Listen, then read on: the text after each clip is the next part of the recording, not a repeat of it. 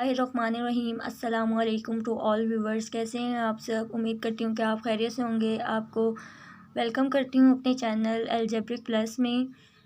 आज मैं एक नया सेशन स्टार्ट कर रही हूँ जो कि साइंस ग्रुप की 9th क्लास की मैथ से रिलेटेड है। उसमें हमने चैप्टर 1 को डिस्कस करेंगे और जो चैप्टर 1 है उसमें हम मैट्रिक्स और उसके डिटर्मिनेंट्स को डिस्कस करेंगे। तो चलते हैं अपने चैप्टर नंबर 1 की तरफ और एक्सरसाइज 1 की तरफ। लेकिन उससे पहले मेरे चैनल को लाइक करें, सब्सक्राइब करें मेरे चैनल को और ज़्यादा से ज़्यादा शेयर करें ताकि आने वाली न्यू वीडियोस के लिए आपको अपडेट मिलती रहे।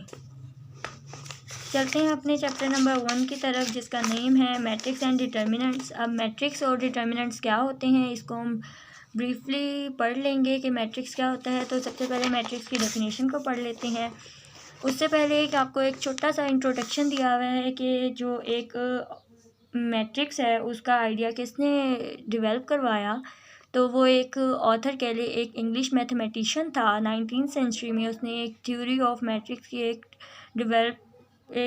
थ्योरी डिस्क्राइब की जिसको 1858 में उसने डिस्क्राइब किया था और उसने उस पे मैट्रिक्स पे एक पूरी चैप्टर को लिखा और उसको डिफ़ाइन किया। तो आज हम उसी को डिस्कस करेंगे कि जो मैट्रिक्स है वो क्या होता है। आपके जो क्वेश्चंस होते हैं वो बोर्ड में इस तरह भी आ सकते हैं, define matrix and with example, और व्हाट इज़ द मैट्रिक्स, आप उसमें भी इसकी डेफिनेशन को लिख सकते हैं। तो चलते हैं अपनी मैट्रिक्स की डेफिनेशन की तरफ। आ रेक्टेंगुलर अरे और formation of collection of real numbers से 0 1 2 3 4 एंड 7 सच एज। उसने हमें कहा है कि जो रेक्टेंगुलर अरे है, एक हमने इस तरह की फॉर्मेशन बनानी है जिसमें हमने रियल नंबर्स को कलेक्ट करना है और जो रियल नंबर्स होते हैं वो 0 से लेकर 9 तक होते हैं। तो आप कोई भी वैल्यूज़ जो हैं वो इस तरह की फॉर्म में लिख सकते हैं और उसको अगर हम स्क्वायर ब्रैकेट के साथ इनक्लोज करते हैं तो वो हमारे पास एक मैट्रिक्स की फॉर्म बन जाती है। तो ये आपकी यहाँ से रेक्टेंगुलर अरे से मैट्रिक्स की एग्जांपल तक आपकी डेफिनेशन बनती है जिसमें आपकी एग्जांपल भी है और डेफिनेशन भी है। इसको आपने याद रखना है, अक्सर ये पेपर में क्वेश्चन आ जाता है। नेक्स्ट हमारे पास जो है, अब मैट्रिक्स किस तरह बना है। मैट्रिक्स हमारा रोज़ और कॉलम से मिलके बना है।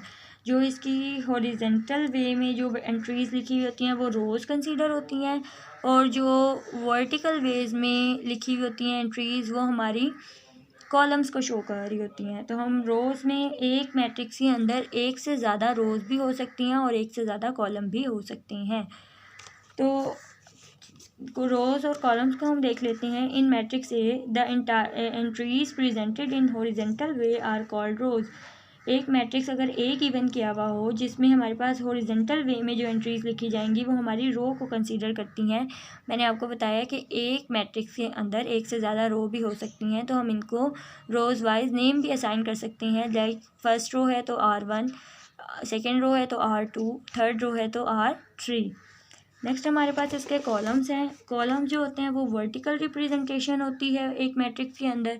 इन मैट्रिक्स भी, अब उसने हमारे पास एक मैट्रिक्स अगर बी गिवन कर दिया तो उसकी जो वर्टिकल वे में जो एंट्रीज गिवन की हुई होंगी वो हमारे पास कॉलम को शो करेंगी और एक से ज़्यादा जैसे रोज़ हो सकती हैं वैसे ही एक से ज़्यादा कॉलम्स भी हो सकती हैं।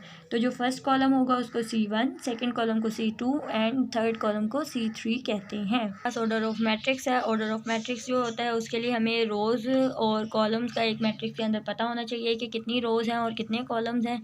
तो मैं आपको बता चुकी हूँ कि जो रोज़ होती हैं वो हॉरिजेंटल वे में होती हैं और जो कॉलम्स होते हैं वो वर्टिकल वे में होती हैं। तो हम इनको काउंट कर लेते हैं। जैसे इस एग्जांपल में गिवन किया हुआ है, the number of rows and column in a matrix specify is its order. जो नंबर ऑफ़ रोज़ और नंबर ऑफ़ कॉलम होता है वो उसके ऑर्डर को स्पेसिफाइज कर रहा होता है। If a matrix M has M रो, अगर एक मैट्रिक्स M गिवन किया हुआ और उसमें M रोज़ हों और N कॉलम्स हों तो हम उसको कहेंगे कि जो उसका ऑर्डर है वो M/N है। फॉर एग्जांपल, अगर उसने एग्जांपल में मेंशन किया 1 2 3, यहाँ पे आप कोई भी वैल्यूज़ लिख सकते हैं, ज़रूरी नहीं है कि आप वैल्यूज़ भी याद करें। तो आपने जस्ट ऑर्डर बताना है। तो 1 2 3 1 0 2। अब आप इसमें देख सकते हैं कि इसमें जो रोज़ हैं वो हॉरिजेंटली 2 रोज़ हैं, 1 और 2। तो यहाँ पे रोज़ की जगह पर 2 और 3 कॉलम्स हैं इसमें, तो 2/3 इसका ऑर्डर होगा।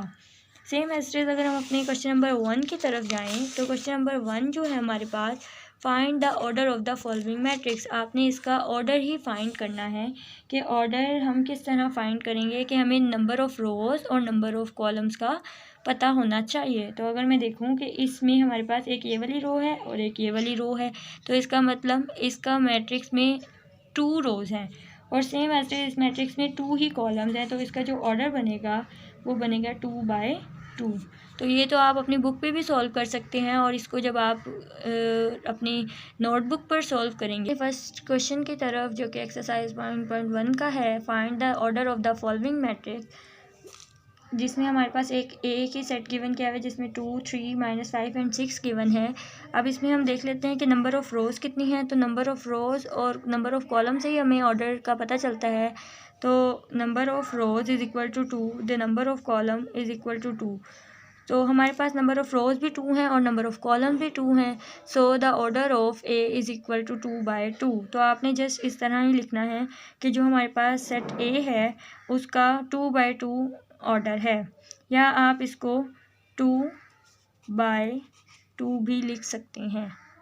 It depends on you. हम करते हैं अपना इसके नेक्स्ट पार्ट को। ये एक इस तरह का क्वेश्चन है जो आप अपनी बुक पे ही सॉल्व कर सकते हैं। मैंने आपको इसलिए करके दिखाया है ये वाला क्वेश्चन क्योंकि बहुत सारे स्टूडेंट्स को इश्यूज़ होते हैं कि हमारे 2 मार्क्स कैसे आएंगे बोर्ड में इतना सा अगर हम 2/2 लिख देंगे, क्योंकि कुछ स्टूडेंट जस्ट ये आंसर लिख लेते हैं। तो आप अगर इस तरीके से उसको फुलफ़िल करेंगे तो आपको इंशाल्लाह 2 मार्क्स मिल जाएंगे और ये शॉर्ट क्वेश्चन में ही आता है। बी पार्ट अगर हम देखें तो same as is 2 rows and 2 column, तो इसका ऑर्डर भी हमारे पास 2/2 होगा।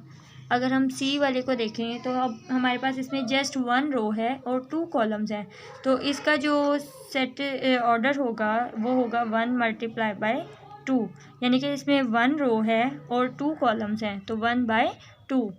नेक्स्ट हमारे पास एक कॉलम है और 3 रोज़ हैं तो हमारा 3/1। पहले हमने रोज़ को लिखना है और फिर हमने इसके कॉलम्स को लिखना है। नेक्स्ट अगर हम देखें तो हमारे पास 2 कॉलम्स हैं और 3 रोज़ हैं तो 3 × 2, 1 रो एंड 1 कॉलम, क्योंकि यहाँ पर 1 ही रो है और 1 ही कॉलम है तो 1/1। नेक्स्ट हम देख लेते हैं हमारे पास 3 रोज़ हैं और 3 ही कॉलम्स हैं, तो इसका ऑर्डर जो बनेगा वो 3/3 बनेगा। नेक्स्ट हमारे पास क्वेश्चन जो है उसमें हमारे पास 2 रोज़ हैं और 3 कॉलम्स हैं तो 2 × 3। आपने ये यहाँ तक आपका एक फर्स्ट क्वेश्चन जो है वो कंप्लीट होता है।